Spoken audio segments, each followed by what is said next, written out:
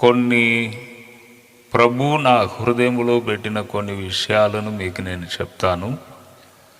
తప్పకుండా ప్రభు మీతో చక్కగా మాట్లాడుతాడు. అంటే నూతనముగా వివాహం అయిన ఎవరైనా ఇక్కడ ఉన్నారా? నూతనముగా వివాహం జరిగిన ఎవరైనా ఇక్కడ ఉన్నారా? అంటే ఈ సంవత్సరంలో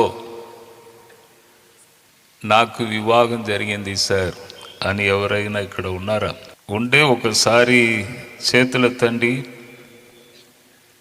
ఒక్క నిమిషం మెల్లగా మీరు ముందుకు వస్తే సంతోషం. ఎందుకంటే నేను రాక మునుపు నేను ఇలా నడిపించబడ్డాను. ఎప్పుడు కూడా మనము దైవ జనులను దేవుడు ఎలా నడిపిస్తున్నాడో చెప్పాలి. చెప్పకపోతే వారు నిరాశతో వెళుతారు. దేవుడు నాతో మాట్లాడాలి, ఒక దైవజనునితో దేవుడు మాట్లాడాలని వారు ఏదైనా అటువంటి మనసుతో ఉన్నారు ఏమో నాకు తెలియదు. చూడండి, నేను ఈరోజు కూడా ఫుల్ టెన్షన్. మా ఫ్యాక్టరీలో మార్నింగ్ నుంచి ఒకటే టెన్షన్. మధ్యాహ్నం 3 గంటల నుంచి నేను దేవుని సన్నిధిలో కూర్చున్న వెంటనే కొన్ని విషయాలను దేవుడు నా ముందు తీసుకొచ్చాడు. అంటే అద్భుతమైన వరం అండి ఇది. ఒక్కొక్క దైవజనునికి ఒక్కొక్క గ్రేస్. మీ కొరకే ఒక్కొక్కరికి దేవుడు ఒక్కొక్క గ్రేస్ ఇచ్చాడు. మీ కొరకే మిమ్మును సంతోషపరచాలి, మీతో దేవుడు మాట్లాడాలని ఒక్కొక్కరికి ఒక్కొక్క గ్రేస్. నాకు ఇచ్చినది ఇంకొకరికి లేదు, ఇంకొకరికి ఉన్నది నాకు లేదు. ప్రవచన వరం ముఖ్యమైన వరం. కన్నుల ఎదుట దేవుడు దర్శనములో తీసుకొస్తాడు. అవును, నేను ప్రార్థనకు కూర్చున్న వెంటనే నూతనముగా వివాహం చేయబడిన ఒక దంపతులను దేవుడు తీసుకొచ్చి నా ముందు తీసుకొచ్చి ఈరోజు చెప్తే నా డైరీలో రాసి పెట్టుకున్నాను. అవును, ప్రభు మీకు ఏమంటున్నాడంటే, నేను ఒక పెద్ద ప్రవక్త కాదు, నేను పెద్ద ప్రవచనం ఇది కాదు, కానీ దేవుడు నన్ను ఎలా నడిపించాడో నేను చెప్పాలి. చెప్తే సంతోషముగా మీరు వెళుతారు. ఎప్పుడు కూడా మీ హృదయంలో అది ఉంటుంది. సార్ వచ్చినప్పుడు ప్రసంగం చేయకముందే పిలిచారు కదా అని ఎప్పటికీ అది ఉంటుంది, పోదు. అవును, ప్రభు ఏమంటున్నాడంటే, కలవర పడవద్దు. మిమ్మును మీ ఇద్దరిని కలవరము వద్దు, కలవర పడవద్దు. అవును, ఫస్ట్ యేసు ప్రభు జన్మించాడని చెప్పంగానే అక్కడ హేరోదు, అక్కడ జెరూసలేం పట్టణంలో ఉన్న వారందరూ కలవరపడిరి. కాబట్టి కలవరపడవద్దు. ఈరోజు సందేశం అది, కలవరపడవద్దు. ఎప్పుడు కూడా పరలోకం నుండి వచ్చుచున్న సందేశం కొరకు వేచి ఉండాలి. అంటే దేవుణ్ణి సన్నిధిలో ప్రార్థించడము, అది ఒక టైం పెట్టుకోవాలి, ప్రార్థించాలి. దేవుడు మీతో మాట్లాడుతాడు, అది మీకు చాలా సంతోషముగా ఉంటుంది. మనుషులు ఎప్పుడు మీతో మాట్లాడితే కలవరమే వస్తుందండి. చిన్న విషయాన్ని పెద్దగా చేసి కలవరం వచ్చినట్టు చేసేస్తారు ప్రజలు. కానీ దేవుడు మీతో మాట్లాడితే కలవరము ఉండదు. మీకు ఉపద్రవము, కష్టాలు ఉంటవి, కానీ ధైర్యం తెచ్చుకోండి. నేను లోకమును జయించి ఉన్నానని ప్రభు అన్నాడు. కలవరపడవద్దు అని ప్రభు అన్నాడు. నేను వచ్చి నేను ఉండు స్థలములో మీరు కూడా ఉండులాగున మరలా నేను వచ్చి మిమ్మల్ని తీసుకొని వెళుతాను. కలవరం వద్దని, కలవరపడవద్దని ప్రభు మాట్లాడుచున్నాడు. ఎప్పుడునూ ఆయన స్వరం కొరకు వేచి ఉండండి. ప్రభు మీతో మాట్లాడుతాడు. అవును. కాబట్టి ధైర్యంగా వెళ్ళండి. ఎందుకు ముందుకు పిలిపించిన అంటే ఒక ధైర్యం. దేవుని దృష్టిలో నేను ఉన్నానా? నూతనముగా వివాహం అయింది దేవునికి తెలుసా? తెలుసు. రాకముందే నా ముందు తీసుకొచ్చాడు. కాబట్టి మన దేవుడు గొప్ప దేవుడు అండి. అవును. కాబట్టి సంతోషంగా వెళ్ళండి, మంచిగా ముందుకు వెళ్ళండి, ప్రేమతో కట్టబడండి, మంచి దేవుని సన్నిధిలో సంతోషముగా ముందుకు వెళ్ళండి. ప్రభు మిమ్మల్ని దీవిస్తాడు, మీరు వెళ్ళండి. ఇంకొక విషయం కూడా ప్రభు నాతో మాట్లాడాడండి. అంటే మాట్లాడాడని కూడా చెప్పకూడదు, దేవుడు నడిపించాడు. ఒక దైవజనుని దేవుడు ఎలా నడిపిస్తున్నాడో చెప్పాలి. చెప్తే వారు దీవించబడతారు, వారు ఆదరించబడతారు, వారు నెమ్మదిని పొందుతారు. ఇక్కడ ఉన్న వారిలో ఒక్క వ్యక్తిని ప్రవచన వరముతో దేవుడు రాబో కాలంలో వాడుకోబోచున్నాడని ఒక ప్రవచనం ఉంది నా దగ్గర. అండ్ ఎవరైనా నేను బాగా వాడబడాలి, నాకు ప్రభు ఈ వరం ఇవ్వాలి, ఆ వరం ఇవ్వాలని ఎవరైనా మీలో అలా ప్రార్థన చేసేవారు, చేయించున్న వారు ఎవరైనా ఇక్కడ ఉన్నారా? ప్రభు నన్ను వాడుకోవాలని అదే ఉద్దేశంతో ప్రార్థన చేసి దేవుడు వాడుకోవాలని ఉద్దేశంతో ఎవరైనా ఇక్కడ ఉన్నారా? ఇక్కడ ఉన్న ఒక వ్యక్తిలో వారి యొక్క ముఖమును నేను చూశాను. ఆ ముఖము ఒక ప్రాఫెట్ ముఖం, ప్రవక్త యొక్క ముఖం. అది చెన్నైలో ఒక వ్యక్తి ఉంటున్నాడు, ఆయన ఒక గొప్ప ప్రవక్త. నేను సేవకు వచ్చినప్పుడే నాకు ప్రవచనం చెప్పారు. అంటే నేను వాడబడిన తర్వాత చెప్పడం చాలా ఈజీ, నేను వాడబడక ముందే, సేవకు రాకముందే చెప్పడమే కష్టం. అప్పుడే మా ఇంటికి వచ్చి నాకు ప్రవచనం చెప్పారు. ఫస్ట్ దుబాయ్ దేశంలో నీ పాదము మోపుతావు అని. ఒకవేళ దుబాయ్ పోకుండా వేరే ఏదైనా దేశానికి పోయి ఉంటే, కరెక్ట్గా దుబాయ్కి వెళ్ళాను. వెళ్ళి ఫస్ట్ విదేశం దుబాయ్లో పాదం మోపాను. అవును. ఆ ప్రవక్తను చూపించి, ఆ ముఖము కలిగిన ఆ ముఖమును చూపించి ప్రవచన వరముతో వాడబడుచున్న ఒక వ్యక్తి అక్కడ ఉంటున్నారు. ఇప్పుడు తెలియదు, ఆ టైం వచ్చినప్పుడు దేవుడు ఆయనను టేకప్ చేస్తాడు. అవును. కాబట్టి అటువంటి వారు ఎవరైనా నేను వాడబడాలని బాగా ప్రార్థన చేసి కనిపెట్టుచున్న వారు ఎవరైనా ఉండే, మీరు ప్రవచనముగా తీసుకోండి ఈ మాటలను, ధైర్యముగా ముందుకు వెళ్ళండి. ఎందుకంటే ఎవరైనా నాకు చెప్పాలి, ఎవరైనా నాతో మాట్లాడాలి అని మీరు అనుకుంటున్నారు ఏమో. నేను చెప్తేనే నమ్ముతానని మొండిగా ఏదైనా ఉన్నారు ఏమో కొందరు ఇక్కడ. అంటే అటు నేను చెప్పిన వ్యక్తి. కాబట్టి ప్రభు మిమ్మను వాడుకోబోచున్నాడు. ముందుకు వెళ్ళాలి ధైర్యంగా. తరువాత కలవరపడుచున్న వారు చాలామంది ఇక్కడ ఉన్నారు. కలవరం.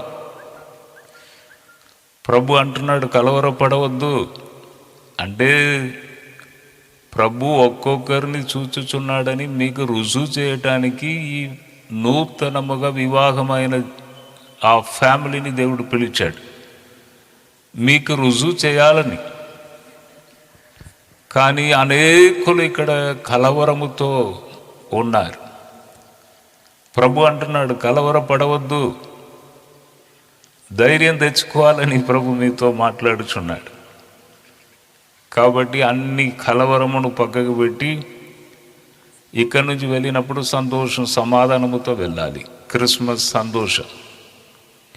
మత్తయి సువార్త 2వ అధ్యాయం 1వ వచనము, 2వ వచనం, 3వ వచనం. మనము ఒకసారి చదువుదాం.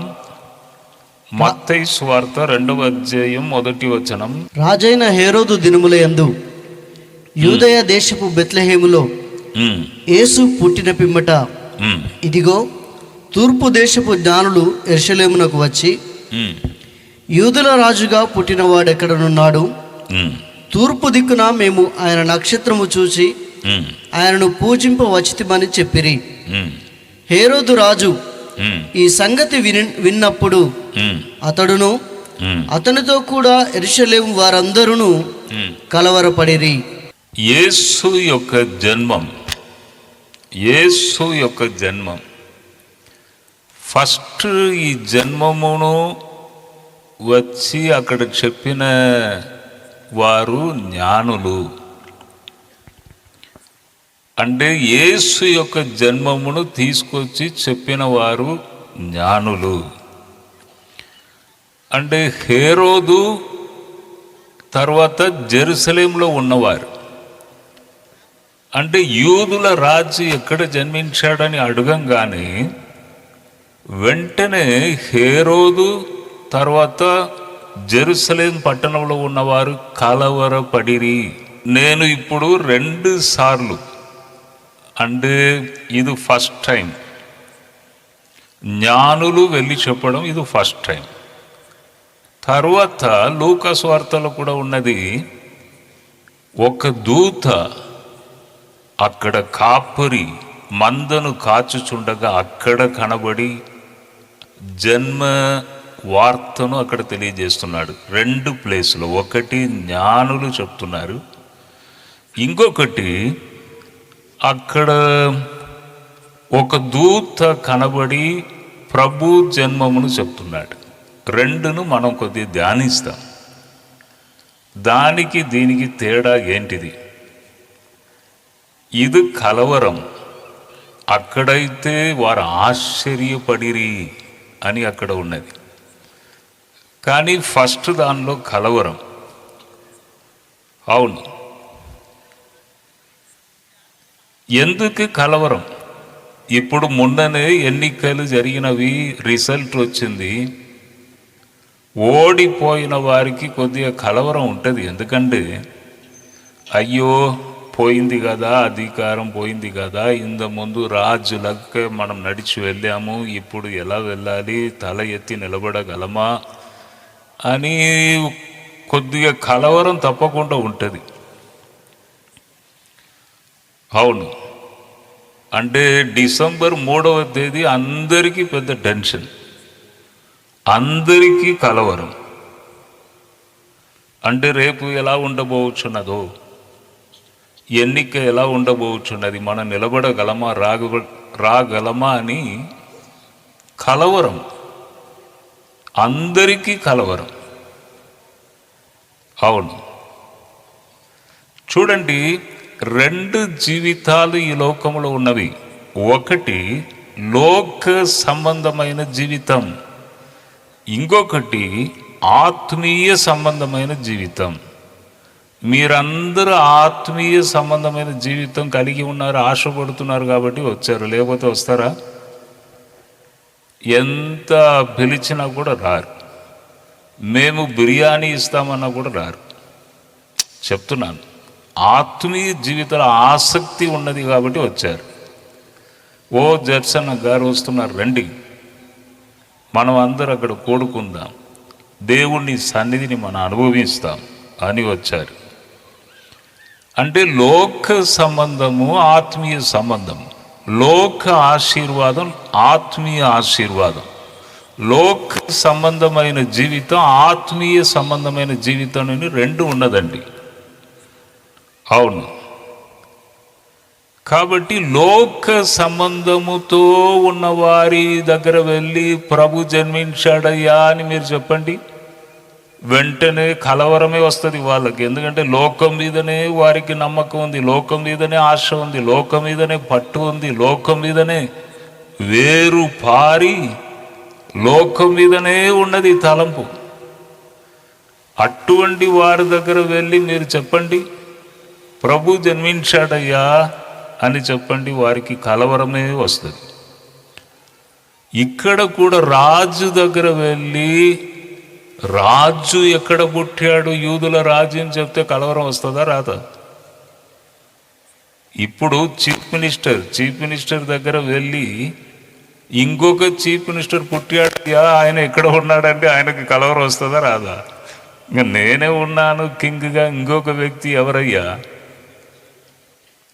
అంటే, ఇప్పుడు నేను ఒక యజమానుడు, ఒక ఫ్యాక్టరీ యజమానుడు వచ్చి ఇంకొక యజమానుడు ఈ ఫ్యాక్టరీ నాదీని ఇంకొక వ్యక్తి అంటున్నాడు కదా అంటే నాకు కలవరం వస్తుందా రాదా?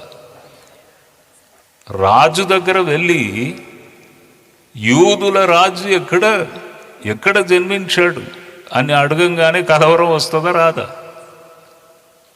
ఇప్పుడు ఒక పార్టీ దగ్గర వెళ్ళి ఈ పార్టీ ఓడిపోతుందని చెప్తే వారికి కలవరం ఉంటుందా?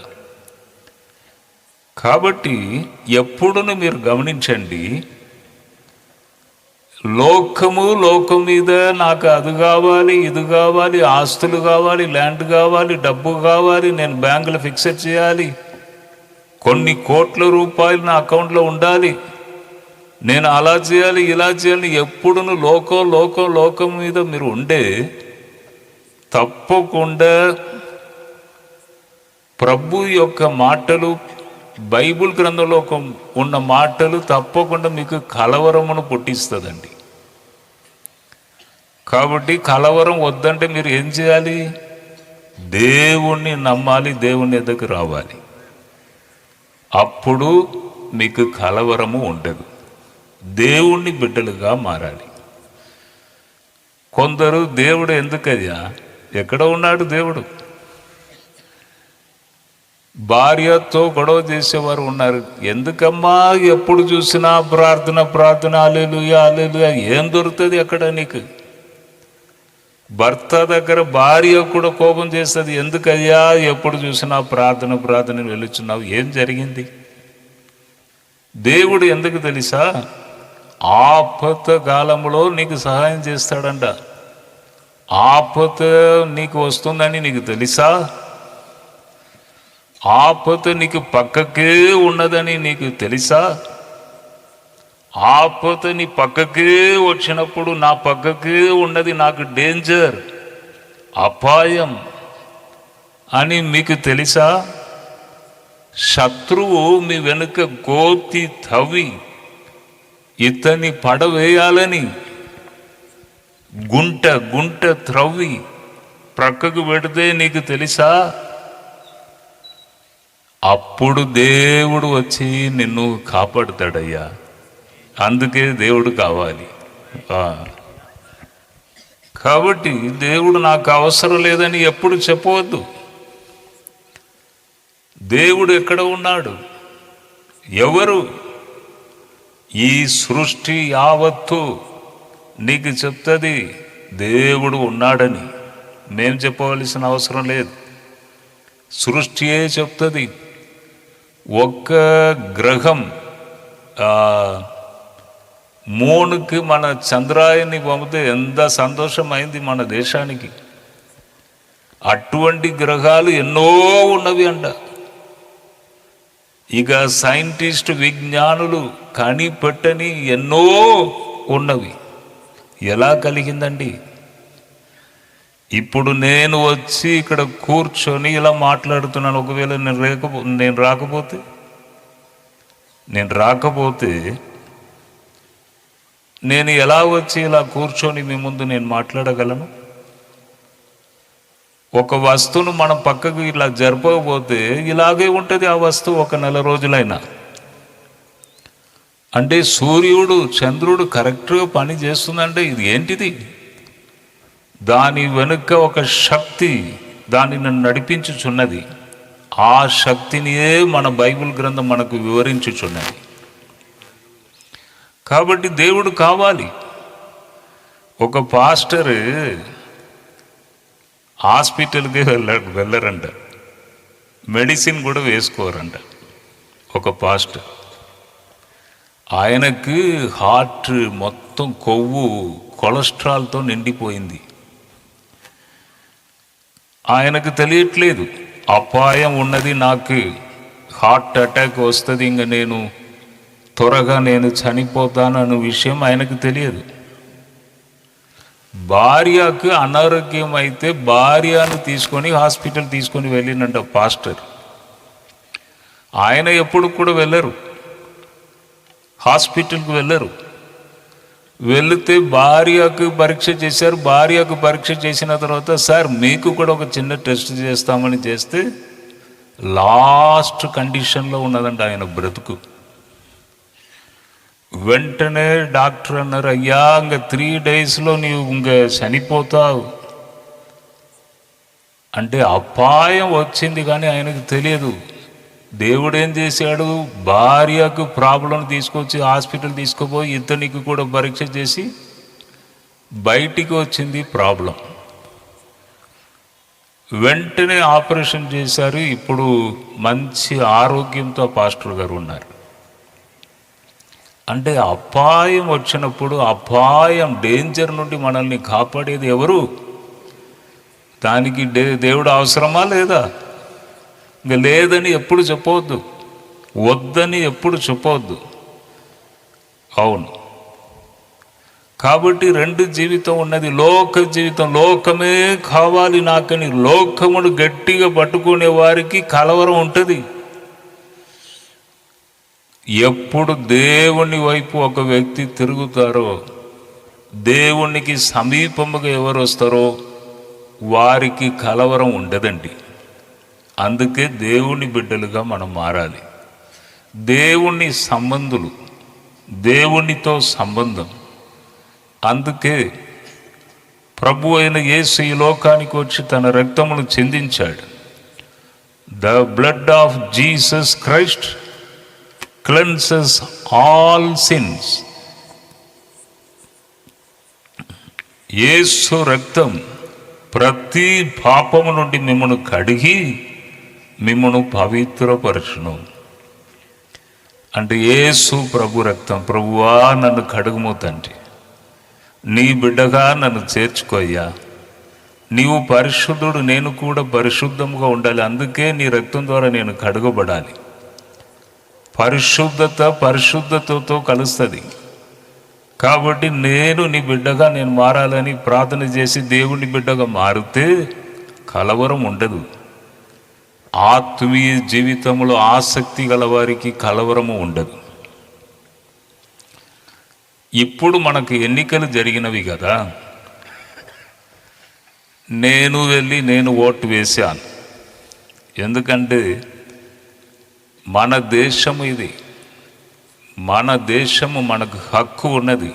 ఒక్కొక్కరు కూడా తన ఓటును, విలువగల ఓటును వేయాలి.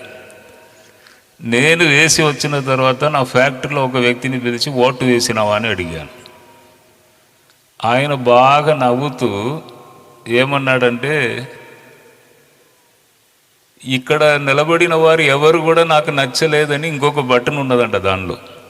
అది నాకు తెలియదు, ఉన్నదా లేదా అంటే బయట పైన నిలబడిన వారు ఎవరు నాకు అంటే నచ్చలేదని ఆ బటన్ ఒత్తిండని చెప్పి బాగా నవ్వుతాడు నా ముందు. నవ్వకు అన్నాను. ఏంటి సార్ అంటే, దీని కొరకు నీకు పోవాలన్నాయా అక్కడ ఓటుకు? పోయి అక్కడ వెళ్ళిపోయి నేను ఎవరికి వేయలేదు, ఆ బటన్ ఒత్తానని పెద్ద గొప్పగా చెప్తున్నావు అని కోపం చేశాను. ఆ ఫ్యాక్టరీలో పనిచేసే అబ్బాయి. మళ్ళీ ఇంటికి వెళ్ళాను. ఇంటికి వెళితే అక్కడ కూడా ఒక వ్యక్తిని కలిశాను. ఆ వ్యక్తి దగ్గర అడిగాను, మీరు ఎవరికి ఓటు వేశారని. ఆయన కూడా నాకు ఎవరు నచ్చలేదు, ఇంక ఈ బటన్ ఒత్తాను అంటున్నాడు. అంటే కలవరమే లేదు, కలవరమే లేదు. అంటే ఎవరు నాకు నచ్చలేదు, నేను ఇంక వేయను అని చెప్పి ఏదో ఒకటి అక్కడ బటన్ ఉన్నదంట, అది ఒత్తారంట. కాబట్టి చూడండి, వారికి కలవరమే లేదు. ఇంకొక గుంపు ఉన్నది, ఇది ఒక గుంపు. అంటే నేనే ఇద్దరిని కలిశాను, ఇద్దరు ఇట్లా చెప్పారు. ఇక మన రాష్ట్రంలో ఎంతమంది ఆ బటన్ ఒత్తారో నాకు తెలియదు. ఎవరు నాకు నచ్చలేదని అది ఒత్తారో తెలియదు. అంటే కలవరమే లేదు.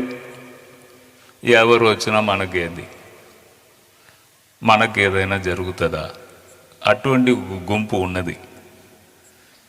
ఇంకొక గుంపు ఉన్నది, ఎప్పుడు కూడా ప్రార్థన ప్రార్థన ప్రార్థన, స్తోత్రం హల్లెలూయా, ప్రార్థన స్తోత్రం హల్లెలూయా.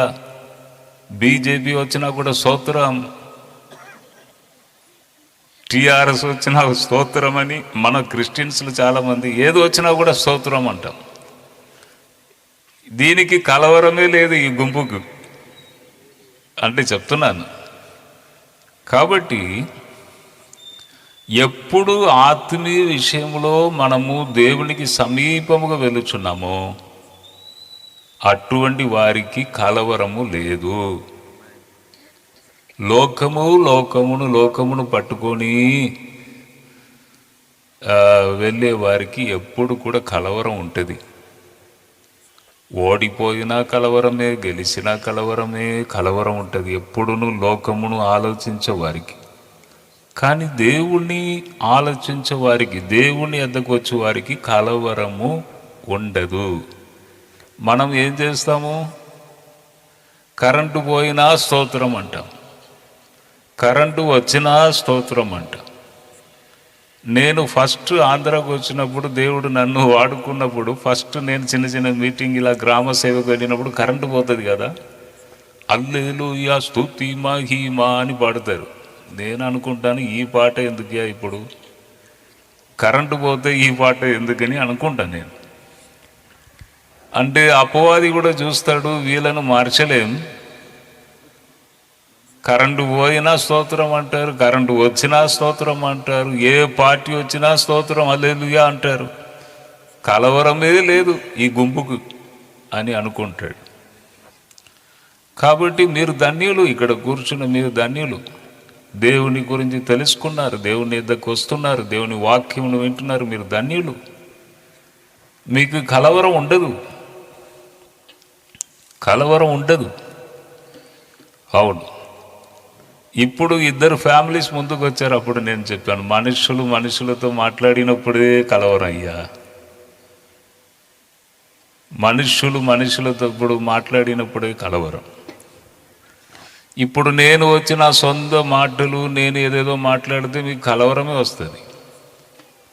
ఎప్పుడు దేవుడు నన్ను ఎలా నడిపించాడో ఆ వర్తమానమును మీ వద్దకు తీసుకొని వస్తే కలవరం ఉండదు. చిన్న విషయమును పెద్దగా చేసేస్తారు. ఇప్పుడు యూట్యూబ్ కూడా వచ్చేసింది చూడండి. ఇష్టం వచ్చినట్టు ఒక్కొక్కరు మాట్లాడడం అంటే కలవరం. కొందరు బ్రతికే ఉంటారు, చనిపోయారని పెట్టేస్తారు. అంటే వీస్ రావాలని. అంటే మనుషులు ఎప్పుడు మాట్లాడినా కలవరమే ఉంటుందండి. మనుషులతో మాట్లాడిన చిన్న విషయాన్ని పెద్దగా చేసి అలాగా, ఓ ఇలా చేశారు, ఇది జరిగింది, ఇది మేము కళ్ళారా చూసాం, అది ఇదిని చెప్పి ఏదేదో పెద్దగా చేసి మొత్తం కలవరమును పుట్టిస్తారు. కాబట్టి దేవుడు మీతో ఎప్పుడు మాట్లాడుచున్నాడు అప్పుడు కలవరం ఉండదండి. కాబట్టి మీ సంఘ కాపరులు చాలామంది ఇక్కడ ఉన్నారు. దేవుని చేత వారు నడిపించబడాలి, మంచిగా నిలబడి సాధించాలి. దేవుడు ఏం మాట్లాడుచున్నారో మీకు వారు చెప్పాలి, ప్రకటించాలి. అప్పుడు మీకు ఎప్పుడు కూడా కలవరం ఉండదండి. అవును, దేవుడు ఏమంటున్నాడు? కలవరపడకుడి, నేను మీతో ఉన్నాను. కలవరం వస్తుంది కానీ కలవరపడకుడి.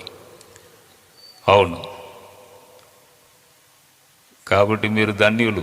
ఎవరెవరు నమ్ముచున్నారండి ఈ మాటలను? నేను ధన్యుడని ఎవరెవరు? Very good, very good. చిన్న గుంపే కానీ మీరు ధన్యులు. కలవరము మనకు లేదు. అవును, ఏది వచ్చినా మనం స్తోత్రం అని చెప్తాం కదండి. ఏది వచ్చినా స్తోత్రం అని చెప్తాం. అవును, ఒక అద్భుతమైన సాంగ్లో ఒక వచనం ఉన్నదండి. నేను ఎక్కడ వెళ్ళినా ఇది పాడుతూ ఉంటాను. డీజేఎస్ దినకరన్ గారు పాడుతారు ఈ పాట. వాక్ ఇచ్చిన దేవుడు. వాక్ వచ్చుచున్నది కదా, కమలాపురం ప్రజలకు వాక్, జడ్సన్ అబ్రహాం గారి దగ్గర నుంచి వాక్ వచ్చుచున్నది మీకు. కాబట్టి వాక్ ఇచ్చిన దేవుణ్ణి మనం పాడి కొనియాడాలని ఒక అద్భుతమైన సాంగ్ ఉన్నది. నేను పాడుచుండగా మీరు వినండి. వాక్కునిచ్చిన దేవుని నీవో పాడి కొనియాడు, వాక్కునిచ్చిన దేవుని నీవో పాడి కొనియాడు, తీర్చిదిద్దే ఆత్మ నిన్ను చేర ప్రార్థించు, తీర్చిదిద్దే ఆత్మ నిన్ను చేర ప్రార్థించు, సోలిపోవలదు మనసా సోలిపోవలదు, సోలిపోవలదు మనసా సోలిపోవలదు.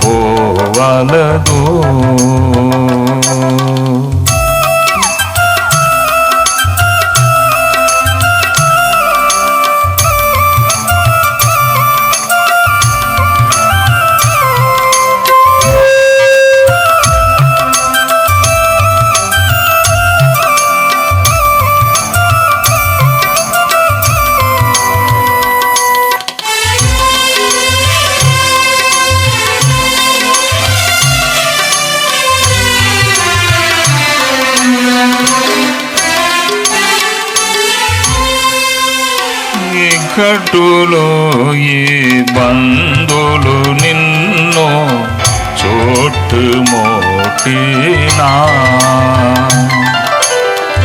ఈ కట్టులో ఈ బంధులు నిన్ను చుట్టుముట్టినా,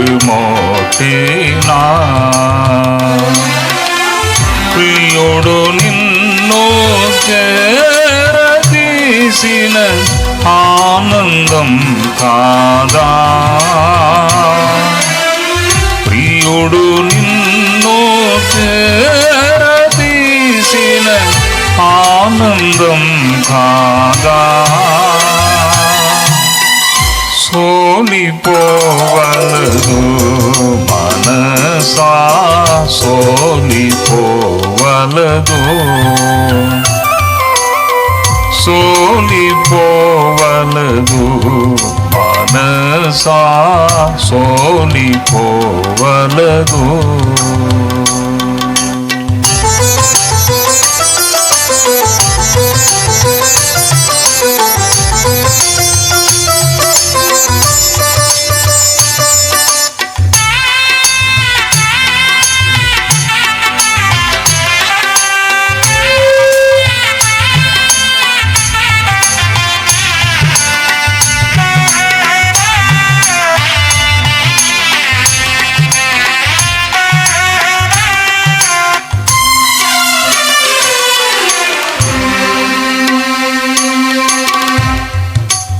శోధనలను జయించినచో భాగ్యవంతుడవు, శోధనలను జయించినచో భాగ్యవంతుడవు, జీవకిరీటం మోయువేళ ఎంత సంతోషమో, జీవకిరీటం మోయువేళ ఎంత సంతోషమో, సోలిపోవలదు మనసా సోలిపోవలదు, సోలిపోవలదు మనసా సోలిపోవలదు.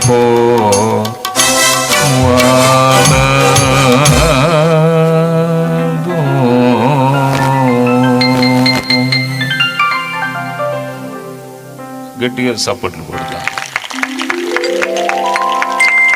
చూడండి, ఈ పాట ఈ టైముకు, ఈ నిమిషానికి, ఈ ప్రాంతంలో మోగాలని ఉన్నది. దానిని ఎవరు ఏం చేయలేరు. అంటే ఈ టైముకు ఈ పాట ఇక్కడ మోగాలని ఉంది కదండి. దేవుణ్ణి ఒక ప్రణాళిక, దేవుని చేత ఎవరు దాన్ని ఆపలేరు, మార్చలేరు కదండి. అవును, ద్రాక్ష చెట్టు వైపే ప్రభు చూస్తున్నాడు. ఇక్కడ నుంచి ఏదైనా వస్తుందా?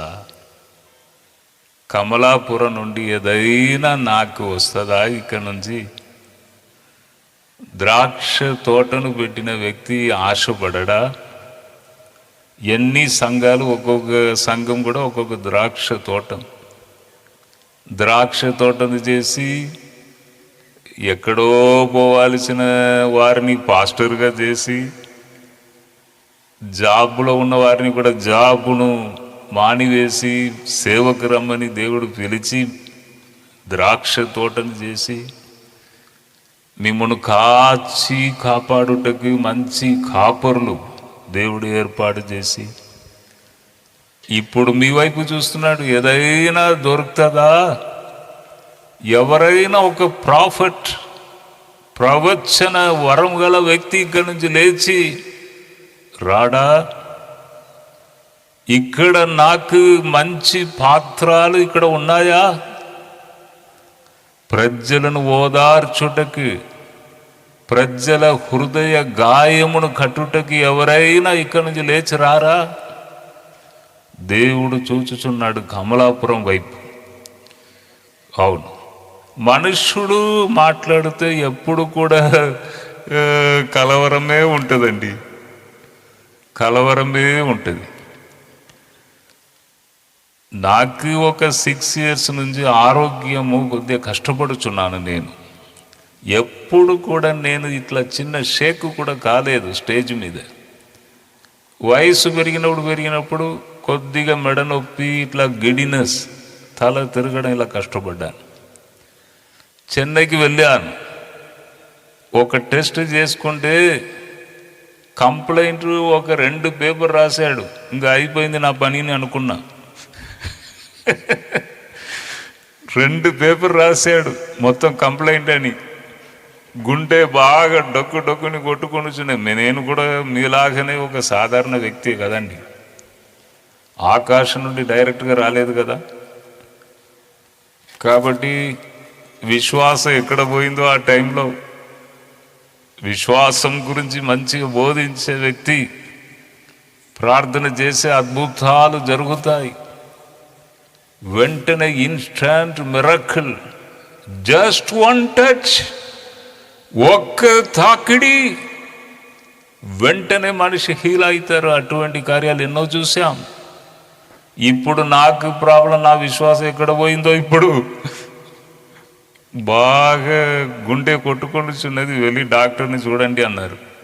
ఈ 2 పేపర్లో కంప్లైంట్ రాశారు. డాక్టర్ని చూడమంటే డాక్టర్ దగ్గర వెళ్ళి పిల్లిలాగా కూర్చున్నా. ఇట్లా డాక్టర్ ముఖమే చూసుకుంటూ కూర్చున్నా.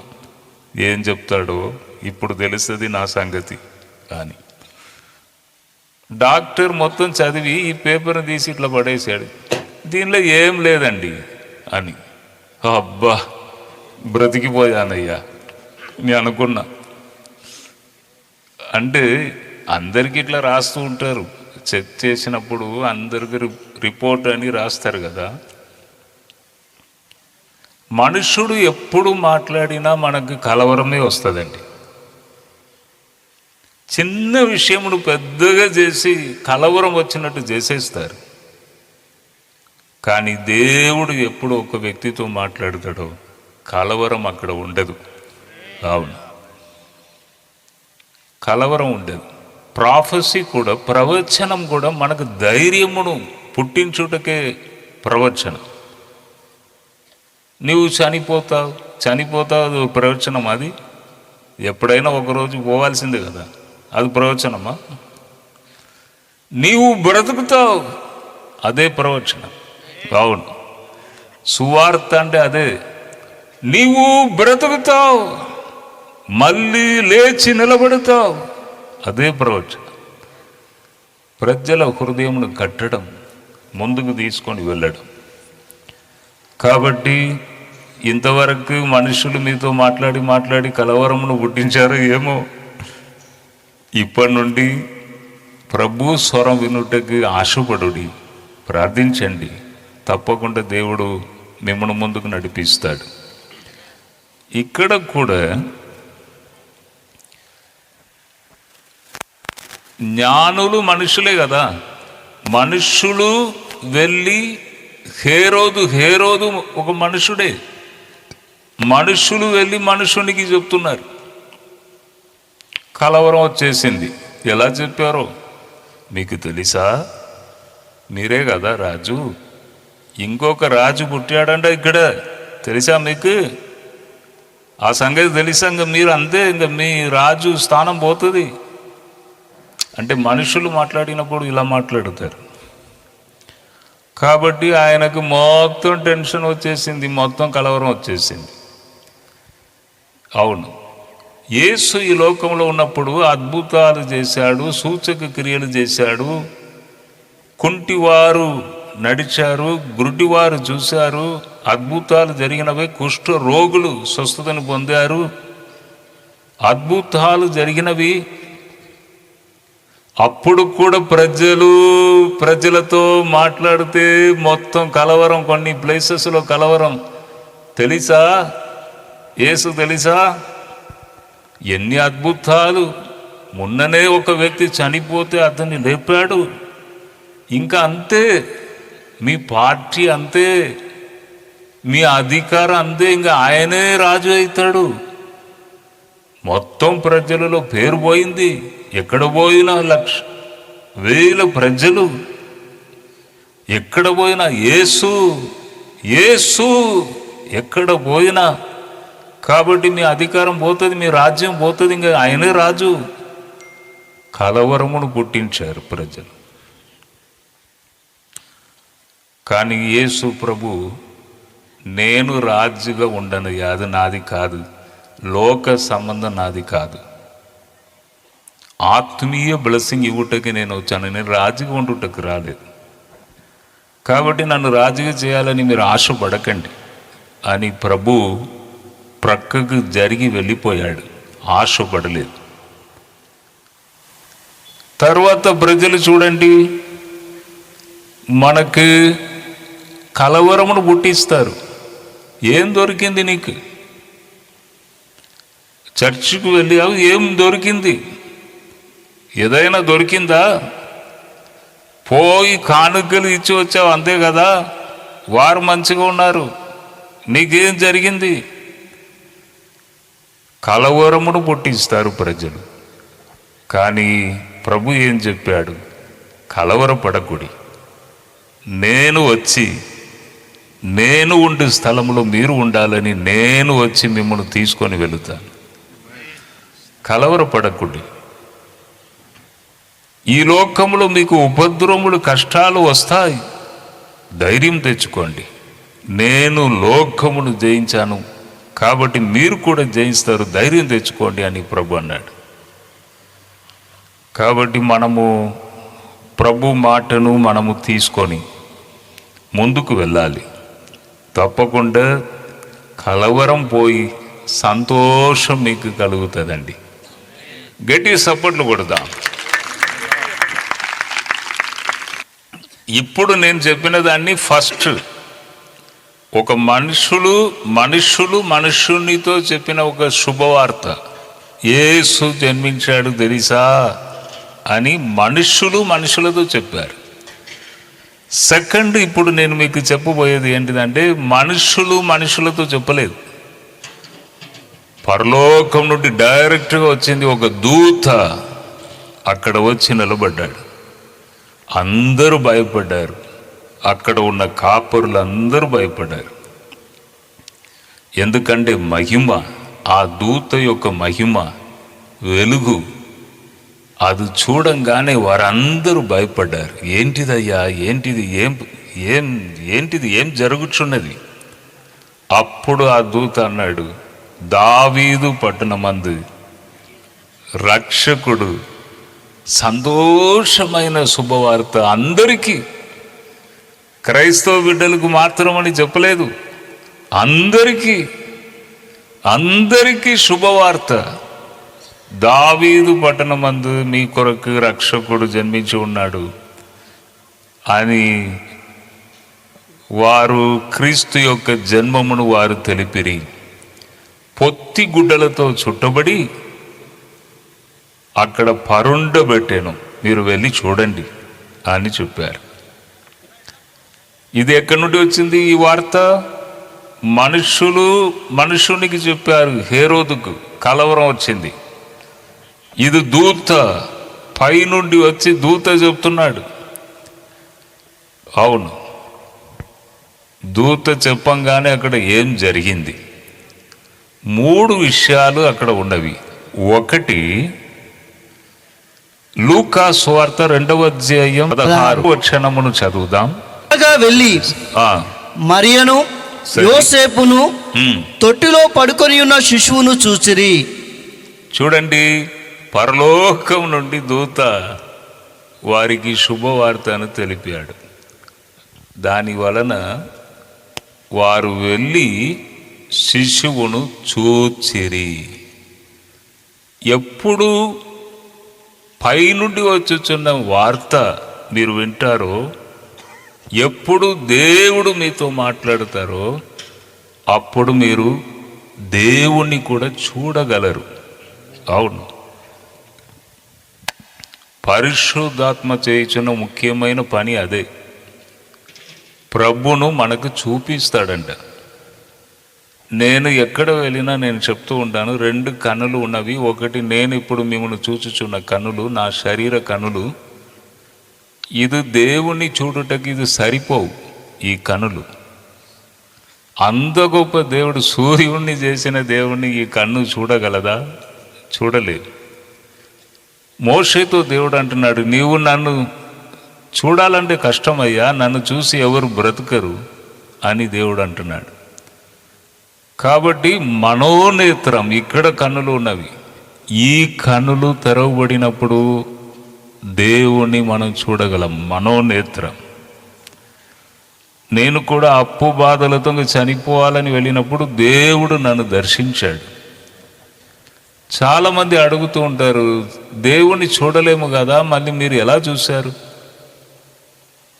దేవుణ్ణి చూసి ఎవరు బ్రతకలేరు కదా, మీరు ఎలా బ్రతికారు అని అడుగుతారు నన్ను. ఎలా చూశారు? నేను ఇదే చెప్తాను, ఈ కన్నులతో నేను చూడలేదు, అది చూడరాదు.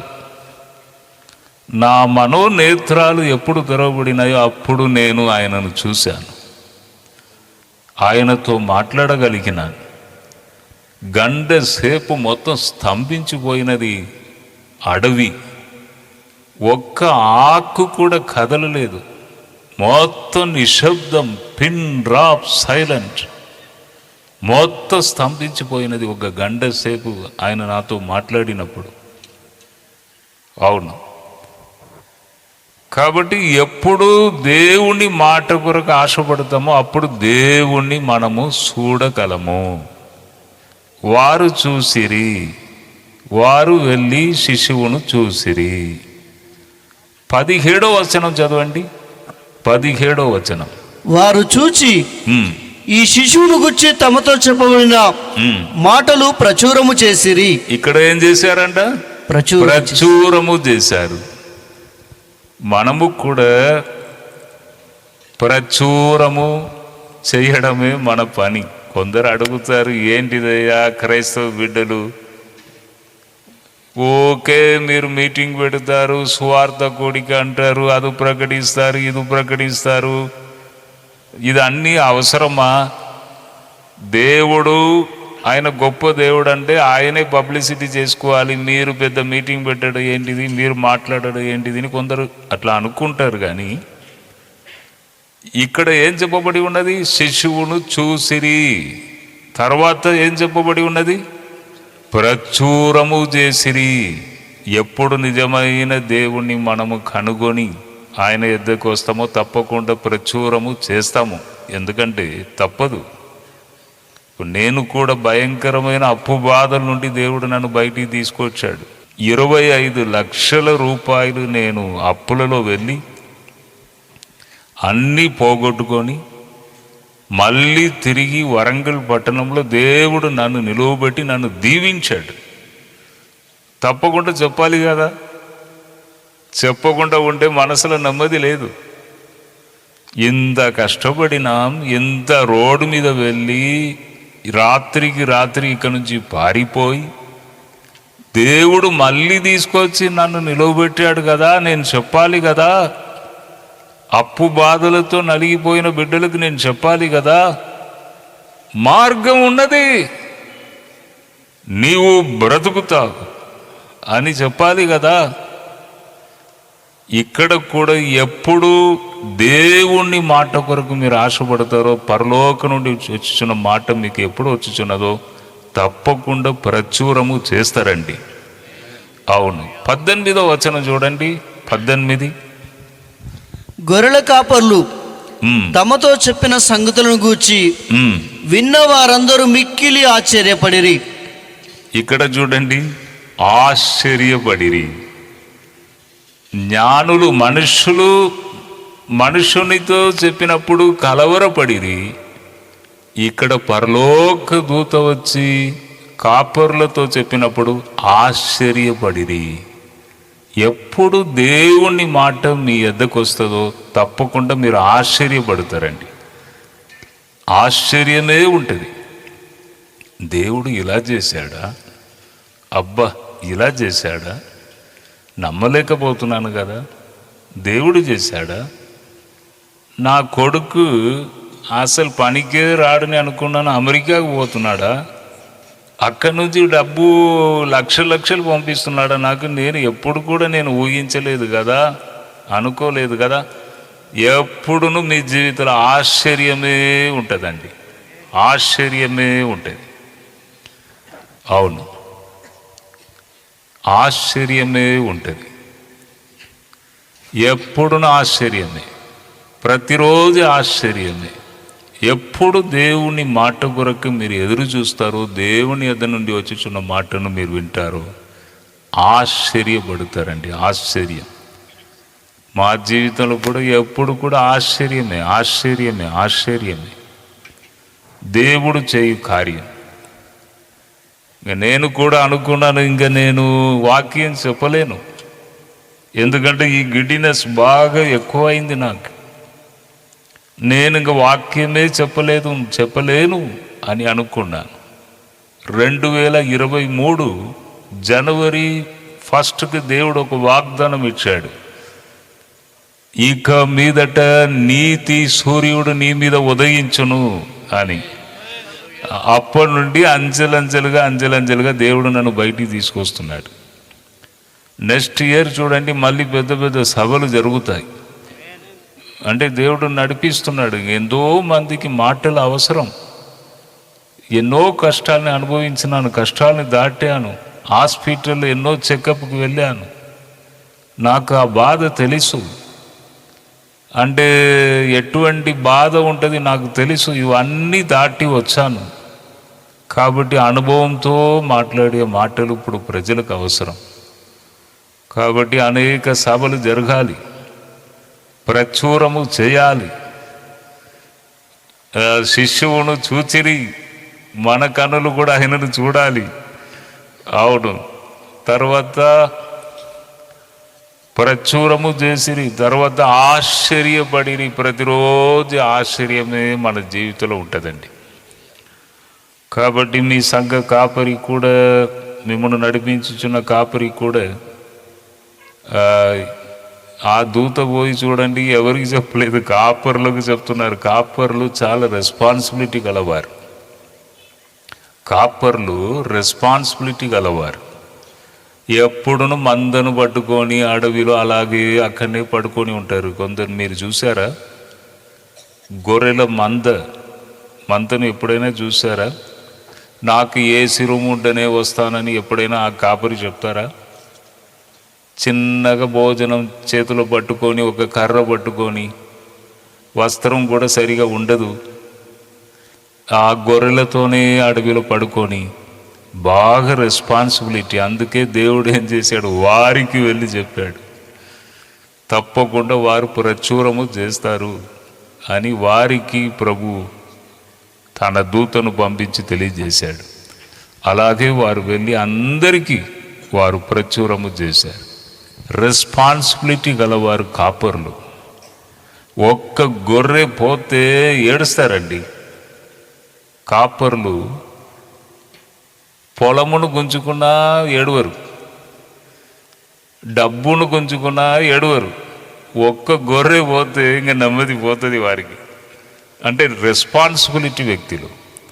వారికి కూడా దేవుడు అధిక శక్తిని, అధిక కృపను వారికి ఇచ్చి పరలోక వర్తమానమును మీకు తీసుకొచ్చి మిమ్మల్ని ఆత్మీయ జీవితంలో పెంచుటకు దేవుడు అన్ని కృప ఆశీర్వాదములను దేవుడు వారి ద్వారా తప్పకుండా మీకు ఇస్తాడు. రెండు విషయాలు చూసాం. ఒకటి, మనుషులు వెళ్ళి మనుషునికి చెప్పారు కలవరం. పరలోకపు దూత వచ్చి చెప్తే అక్కడ ఆశ్చర్యం కలిగిందని. రెండు విషయాలు చెప్పాను. ఇది ఎప్పుడైనా మనసులో, హృదయంలో దాచిపెట్టండి. ప్రభు తప్పకుండా మిమ్మల్ని నడిపిస్తాడు. దేనికి చిందవద్దు, కలవరం వద్దు. ప్రభు మార్గంలో ముందుకు వెళ్ళండి. ప్రభు తప్పకుండా మిమ్మల్ని దీవిస్తాడు. ఒక చరణం పాడి నేను ముగిస్తాను. మనసా చిందించబోకు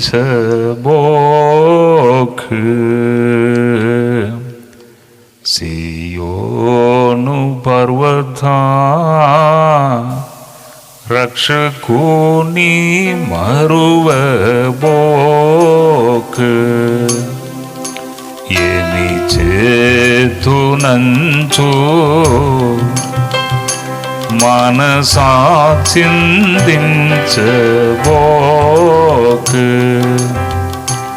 వంచకుల్ కాలగించినను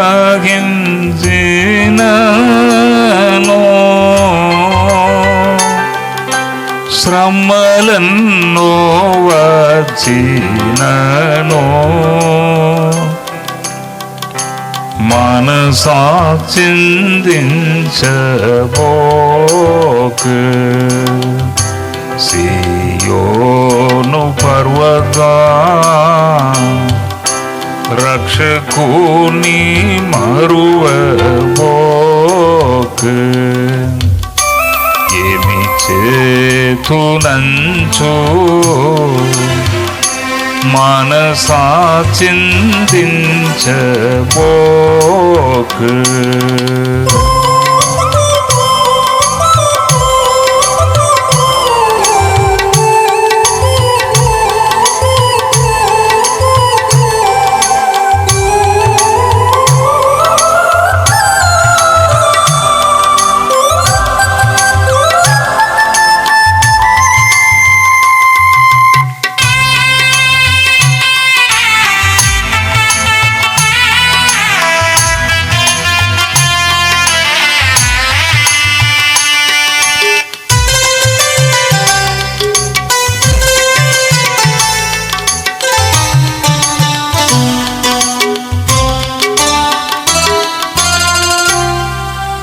కరువుల్ కుదియలొచ్చిననేమి బగు ఘోరమైన పాడు వ్యాధి వచ్చిననేమి కఠినలేమి వచ్చినను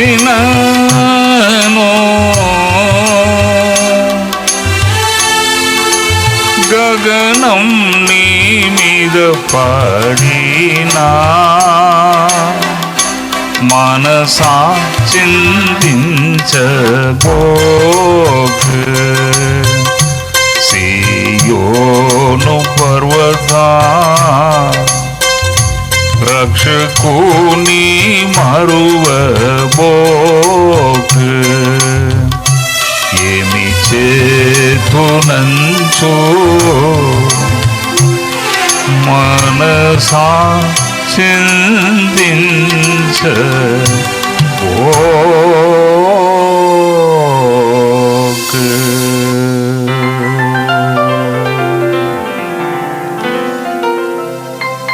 తలలు వంచండి, మనం ప్రార్థన చేద్దాం. ఇంతవరకు ప్రభు మీతో మాట్లాడిన మాటలను ఒక్కసారి జ్ఞాపకం చేసుకోండి. మన మధ్య ప్రభు సంచరించుచున్నాడు. ప్రార్థన చేసినప్పుడే మిమ్మును ఆయన తాకుతాడు, మీ ప్రక్కకు ఆయన వస్తాడు, బలహీనతను తీసివేస్తాడు. ఆయనను నమ్మి మీరు వచ్చారు, వెదకి వచ్చారు కాబట్టి వట్టి చేతులతో ఇక నుండి మిమ్మల్ని పంపడు. మనం ప్రార్థన చేద్దాం. హల్లెలూయా, హల్లెలూయా, స్తోత్రం. ప్రభువా, ఒక్కసారి కనికరపడండి తండ్రి. ఇప్పుడే నీ శక్తి వారి మీద కుమ్మరించండి. ఇప్పుడే Lord fill them, Lord fill them, Lord touch them in the name of Jesus. Hallelujah. ఇప్పుడే బలహీనతను తీసివేయండి. రోగాలు, వ్యాధి యేసు నామములో ఇప్పుడే శరీరాన్ని విడిచి వెళ్ళును గాక. ఇప్పుడే నెమ్మది సమాధానం వచ్చును గాక. ఇప్పుడే బంధకాలు యేసు నామములో తెగిపోవును గాక. ఇప్పుడే విడుదల దయచేయండి తండ్రి. ప్రతి ఫ్యామిలీని దీవించి పంపండి. ప్రభువానికి స్తోత్రం. క్రిస్మస్ సంతోషం ప్రతి ఫ్యామిలీలో దయచేయండి. ఇప్పుడే ప్రతి అవసరతలను తీర్చండి. నీ బిడ్డలు ప్రభువా, మీరు కనికరపడండి, కనికరపడండి తండ్రి. మేము కూడా బ్లెస్సింగ్ ప్రకటిస్తున్నాం ప్రతి ఫ్యామిలీపై. హల్లెలూయా. ఒక వ్యక్తిని వ్యత్యాసముగా నేను వాడుకోబోచున్నానని చెప్పావు. ఇప్పుడే నీ శక్తి ఆ వ్యక్తి మీద దిగి వచ్చును గాక. Lord fill them, Lord fill in the name of Jesus. Hallelujah. ఘనత మహిమ నీకే మేము చెల్లిస్తున్నాం. యేసు నామములో అడిగి వేడుకొనుచున్నాను తండ్రి. ఆమేన్, ఆమేన్.